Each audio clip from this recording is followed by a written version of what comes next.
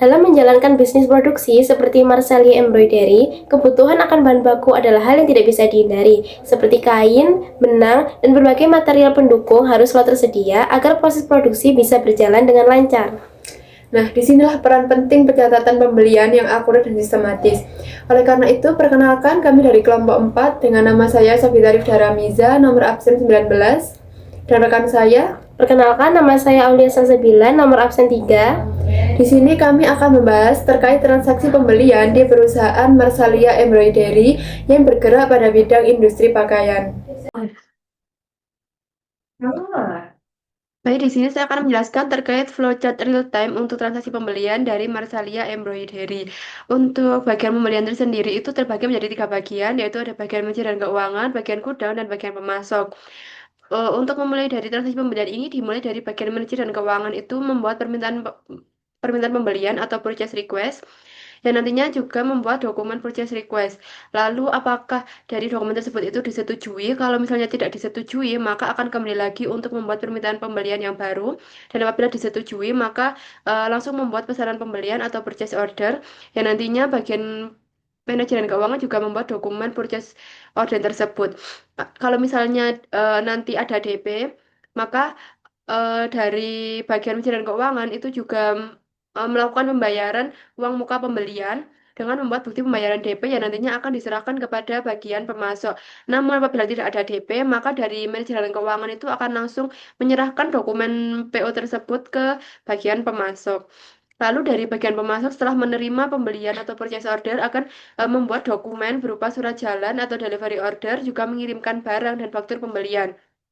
Dari dokumen-dokumen tersebut, dari bagian pemasok akan em, menyalurkan ke bagian gudang dan juga bagian manajemen keuangan. Untuk bagian gudang ini akan menerima dan cek fisik barang. Lalu apabila barang itu sudah sesuai, maka akan langsung melakukan input penerimaan barang dan juga akan membuat bukti penerimaan barang. Namun apabila dari barang tersebut itu tidak sesuai, maka dari pihak gudang akan melakukan proses retur pembelian.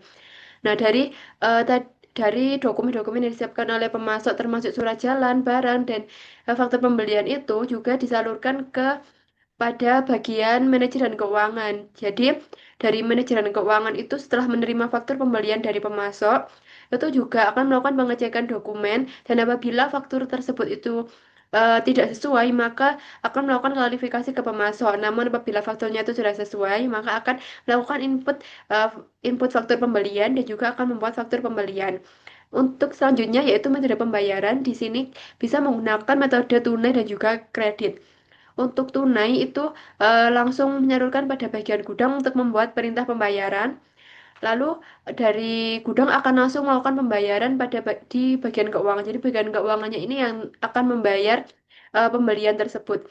Kalau misalnya metode pembayarannya itu kredit, maka bagian keuangan ini juga akan mencatat dulu utangnya dan juga akan membuat dokumen utang usaha dan selanjutnya akan diserahkan kepada pihak gudang untuk perintah pembayarannya dan juga dari dokumen hutang tersebut akan bagian keuangan ini melakukan pembayaran pembelian. Nah, di sini apabila ada DP otomatis itu akan langsung terpotong. Nah, dari pembayaran tersebut, bagian keuangan juga membuat bukti pembayaran yang akan diserahkan kepada bagian pemasok. Nah, apabila bukti pembayaran telah dibuat, di sini bagian manajemen keuangan juga melakukan arsip dokumen berupa dokumen-dokumen seperti purchase order, penerimaan, faktur, dan pembayaran. Nah, dari arsip dokumen ini menandai berakhirnya proses transaksi pembelian dari Marsalia Embroidery.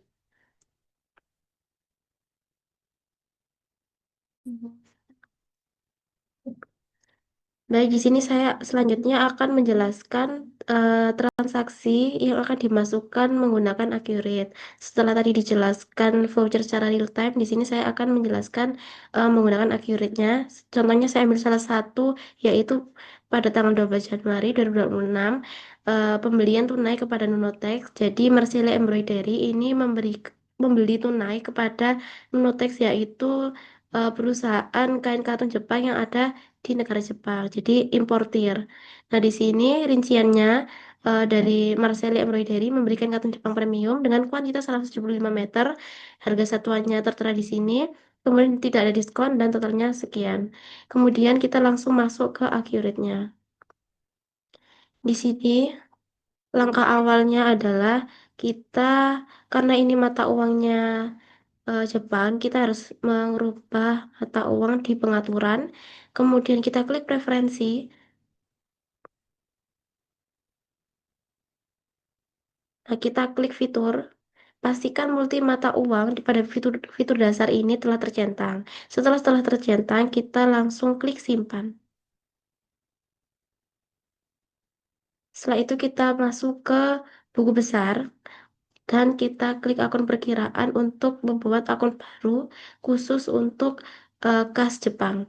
Di sini tipe akunnya kas dan bank, kita klik sub akun, kemudian kita masukkan kas dan bank, lalu kode perkiraannya 1107 dan kita beri nama kas JPY. Mata uangnya pastikan yaitu Jepang Yen. Setelah semuanya sudah terisi, kita langsung masuk ke bagian pembelian. Kita klik faktur pembelian. Kita cari di sini Nunotex. Saya akan menunjukkan faktur dari Nunotex. Nah, di sini pastikan bar yang di atas ini sudah terisi semua, pemasok, tanggal, kurs, pajak, dan nomor formnya. Kemudian kita pilih atau cari barang dan jasa. Setelah kita pilih, kita isi rincian barangnya sesuai dengan soal. Nama barangnya tadi kan kartu Jepang Premium, kuantitasnya 175 meter, harganya 834, tidak ada diskon. Total harganya ini sudah otomatis dari Accurate-nya, gudangnya kita pilih pabrik. Kemudian kita klik lanjut. Setelah itu kita lihat info lainnya. Nah, di sini ada banyak info-info ini yang harus kita isi dan juga ada info pajak. Kita isi nomor fakturnya sesuai dengan nomor formnya. Kemudian syarat pembayaran COD. Nah, ini alamatnya sesuaikan dengan alamat toko, yaitu toko apa tadi toko Nunotex. Kemudian tanggal pengirimannya tanggal 12 Januari. Setelah semuanya telah terisi, kemudian kita saya klik rincian jurnal, kita lihat rincian jurnalnya. Nah, di sini terlihat rincian jurnalnya dari transaksi yang telah saya jelaskan tadi. Ini ada di debit barang terkirim, faktur pembelian dari Nunotex, kemudian di kredit ada utang usaha JPY dari faktur pembelian Nunotex. Sekian pembahasan dari kami terkait transaksi pembelian baik secara real time berupa flowchart dan juga secara accurate. Mohon maaf apabila ada salah kata. Wassalamualaikum warahmatullahi wabarakatuh.